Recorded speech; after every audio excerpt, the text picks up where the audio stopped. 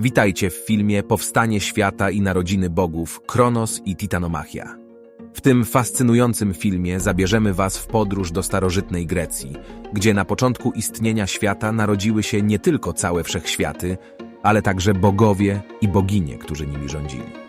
Mitologia grecka, bogata w niezwykłe opowieści i mityczne postacie, miała ogromny wpływ na rozwój kultury i cywilizacji nie tylko starożytnej Grecji, ale również na dzisiejszy świat. Te wierzenia i historie były fundamentem dla sztuki, literatury, filozofii oraz dla społeczeństwa greckiego jako całości. Mitologia grecka wciąż fascynuje i inspiruje nas swoją głębią, uniwersalnymi tematami i znaczeniem, które można odnaleźć w dzisiejszym społeczeństwie. W tym filmie zapraszamy do odkrywania fascynującego świata greckiej mitologii. Poznamy legendę o stworzeniu wszechrzeczy, o pochodzeniu bogów i o ich konflikcie z tytanami, zwanym Titanomachią. Zobaczymy, jak te starożytne opowieści wpłynęły na kulturę i sztukę, a także na nasze postrzeganie rzeczywistości. Opowieść o chaosie i narodzinach pierwotnych bóstw. Z chaosu wyłoniły się pierwsze istoty, pierwotne bóstwa, które kształtowały naszą rzeczywistość. Były to bóstwa personifikujące elementy i siły natury, takie jak Gaia, personifikacja Ziemi, i Uranos, personifikacja nieba. Gaia była pierwszą istotą, która narodziła się z chaosu. Była uosobieniem płodności i matki wszystkich istot. W swoim wnętrzu nosiła potężne siły i tajemnice. Następnie pojawiło się niebo, Uranos. Gaia i Uranos stanowili pierwszą parę bóstw, które stworzyły harmonijną jedność. Ich związek był piękny i płodny, a Ziemia i niebo łączyły się razem, tworząc początkowy porządek wszechświata. Związek między Gaią a Uranosem zaowocował narodzinami innych ważnych bóstw i istot, które miały ogromny wpływ na świat i ludzi. Zrodzili się między innymi Tytani, Cyklopi i Hekatoncheirowie, którzy stanowili kolejne pokolenia w mitologicznym rodowodzie. Mit o Kronosie jest jednym z kluczowych elementów w greckiej mitologii, który opowiada historię o zmaganiach pokoleń bóstw. Uranos, będąc władcą nieba, miał ogromne potomstwo, które było niezwykłe i pełne tajemnic. Wśród tego potomstwa byli Hekatoncheirowie, istoty z 100 ramion i 50 głowami, oraz Cyklopi, olbrzymi z jednym okiem na czole. Oprócz nich również Tytani, to bogowie z pokolenia olbrzymów. Ze związku Gai i Uranosa powstało 12 tytanów. Wśród nich było 6 bogów: Okeanos, Hyperion, Kojos, Kreios, Japetos i Kronos oraz 6 bogin: Thea, Rea, Temis, Mnemosyne, Foibe i Tetys. Uranos nie okazywał żadnej troski ani miłości dla swojego potomstwa. W przerażeniu i obawie, że potomkowie mogą go obalić, więził ich w Tartarze, oddzielając ich od reszty świata. To okrutne działanie sprawiło, że Hekatoncheirowie, Cyklopi i Tytani doświadczali wzrastającego gniewu, frustracji i pragnienia wolności. W tej sytuacji Gaia, matka Ziemi, zrozpaczona i cierpiąca, widząc swoje dzieci przetrzymywane w lochach, zwróciła się o pomoc do swojego syna Kronosa. Kronos, widząc okrucieństwo swojego ojca, postanowił przeciwstawić się jego władzy i pozbawić Urana panowania. Zaopatrzony w kamienny sierp, przekazany mu przez matkę, Kronos stanął do walki. W decydującym momencie, gdy Uranos zbliżył się do Gai, Kronos zaatakował go, pozbawiając go męskości, a zarazem władzy i dominacji nad światem. Ten akt symbolicznie przerywał panowanie Uranosa i otwierał drogę dla nowej ery. Przejęcie władzy przez Kronosa oznaczało zmianę porządku w mitologii greckiej. Kronos jako nowy władca nieba i ziemi oraz jego potomkowie, bogowie olimpijscy, stali się głównymi postaciami w greckiej hierarchii bóstw. Potomkowie Uranosa zostali uwolnieni z Tartaru. Po tym, jak pokonał Uranosa i zajął jego miejsce jako pan świata, Kronos i jego siostra, a zarazem żona Rea, rozpoczęli nowy etap w historii mitologii greckiej. Z narodzinami nowej generacji olimpijskich bogów pojawiła się również nadzieja na lepsze i bardziej sprawiedliwe czasy. Uranos przed śmiercią przepowiedział Kronosowi: „Twój własny potomek zdetronizuje cię i zniszczy, tak jak ty uczyniłeś ze mną”. Kronos, lękając się o swoją władzę, postanowił pożreć swoje dzieci. Za każdym razem, gdy Rea urodziła nowego boga lub boginię, Kronos pochłaniał je, aby nie dopuścić do spełnienia się przepowiedni. Ria, zrozpaczona i pragnąca ocalić swoje najmłodsze dziecko Zeusa, zdecydowała się oszukać Kronosa. nie mogąc stawić mu czoła bezpośrednio, podała mu kamień zawinięty w pieluchy zamiast Zeusa i ukryła syna na Krecie. Tam, na Krecie, Rhea powierzyła opiekę nad Zeusem nimfom i pasterzom, którzy mieli go chronić przed Kronosem.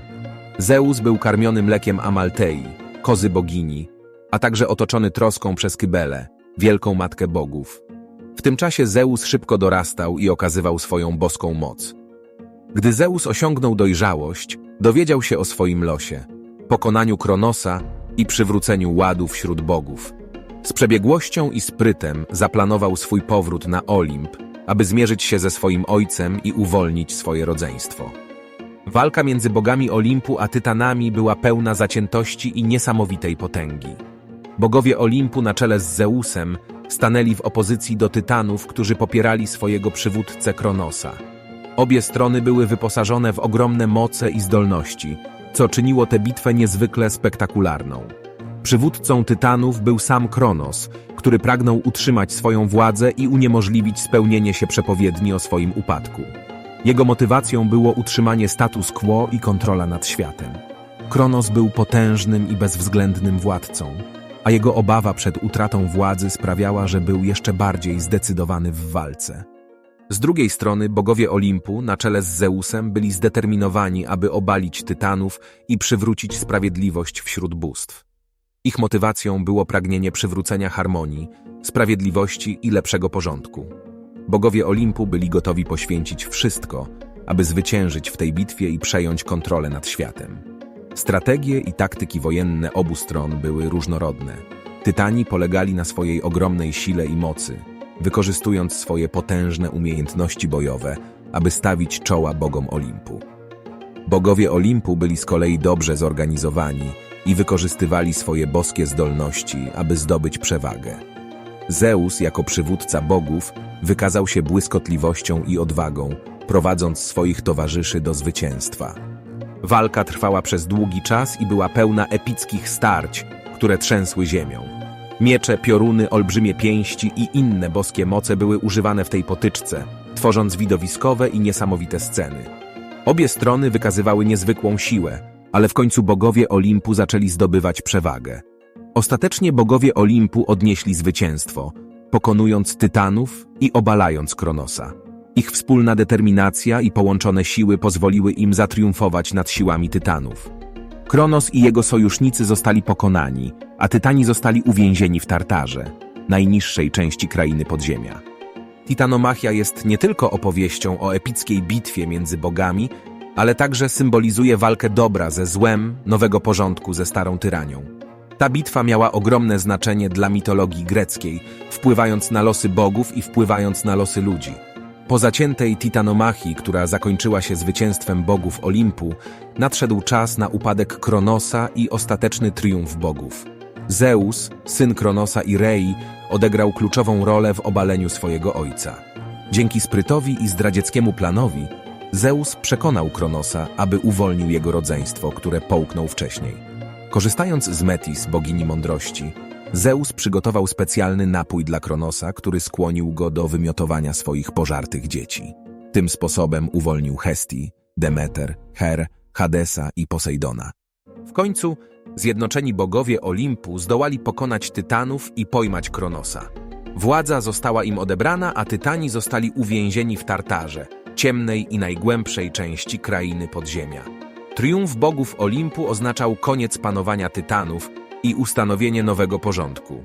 Bogowie olimpijscy, na czele z Zeusem, przejęli kontrolę nad światem i zaczęli rządzić ze swojej siedziby na Olimpie. Następnie bogowie podzielili między siebie różne dziedziny życia i stworzeń, sprawując swoje boskie funkcje. Upadek Kronosa i triumf bogów Olimpu był momentem przełomowym w historii mitologii greckiej. Nowy porządek przyniósł harmonię, sprawiedliwość i równowagę między bóstwami i wpływał na losy ludzi. Zeus, syn Kronosa i Rei, objął najważniejszą pozycję wśród bogów olimpijskich. Jego władza rozciągała się na niebo i ziemię, sprawując kontrolę nad burzą i piorunami. Zeus był symbolem mocy i sprawiedliwości, a jego obecność na Olimpie wprowadzała harmonię i porządek wśród bogów i ludzi. Wraz z ustanowieniem Zeusa jako najwyższego boga, inne bóstwa olimpijskie również otrzymały swoje miejsce w hierarchii. Hera, siostra i żona Zeusa, została królową bogiń i sprawowała swoją opiekę nad małżeństwem i rodziną. Była również patronką macierzyństwa i pełniła ważną rolę jako opiekunka kobiet. Hera miała władzę nad ślubami, płodnością i sprawiedliwością w małżeństwie. Posejdon otrzymał władzę nad morskimi głębinami, falami i oceanami. Jego wpływ rozciągał się także na trzęsienia ziemi, które były interpretowane jako wyraz jego gniewu lub niezadowolenia. Posejdon był opiekunem żeglarzy, rybaków i wszelkich istot morskich. Hades po uwolnieniu zapanował nad krainą podziemi, znaną jako Hades, i stał się władcą zmarłych. Odpowiadał za sprawiedliwe osądzenie dusz po śmierci i dbał o utrzymanie równowagi między światem żywych a umarłych. Hades przewodził również światu cieni i podziemnym rzekom. Po uwolnieniu Hestia zrezygnowała z miejsca w Panteonie Olimpijskim i oddała swoje miejsce na rzecz Dionizosa, stając się jedną z tzw. 12 olimpijskich bogiń. Miała opiekować się ogniskiem w domach ludzkich i symbolizować spokój i jedność rodzin. Demeter zajęła się troską o płodność ziemi i nadzorowaniem cyklu przyrody. Jej obecność zapewniała obfitość plonów, udane żniwa i dobre warunki dla rolnictwa. Demeter była także powiązana z sezonami i miała wpływ na ich zmiany. Nowy porządek wprowadzony przez bogów olimpijskich przyniósł harmonię i równowagę w mitologii greckiej. Bogowie sprawowali swoje boskie funkcje, wpływając na różne dziedziny życia ludzi i świata naturalnego. Jeśli spodobał Ci się temat mitologii greckiej i chciałbyś odkrywać więcej opowieści, zapraszamy do subskrybowania naszego kanału oraz zostawienia lajka pod tym filmem. Będziemy kontynuować naszą przygodę w świecie mitologii, odkrywając kolejne karty historii, bóstwa i przygody. Subskrypcja naszego kanału pozwoli Ci być na bieżąco z nowymi filmami i nigdy nie przegapić żadnej interesującej opowieści. Do zobaczenia w kolejnych filmach na naszym kanale.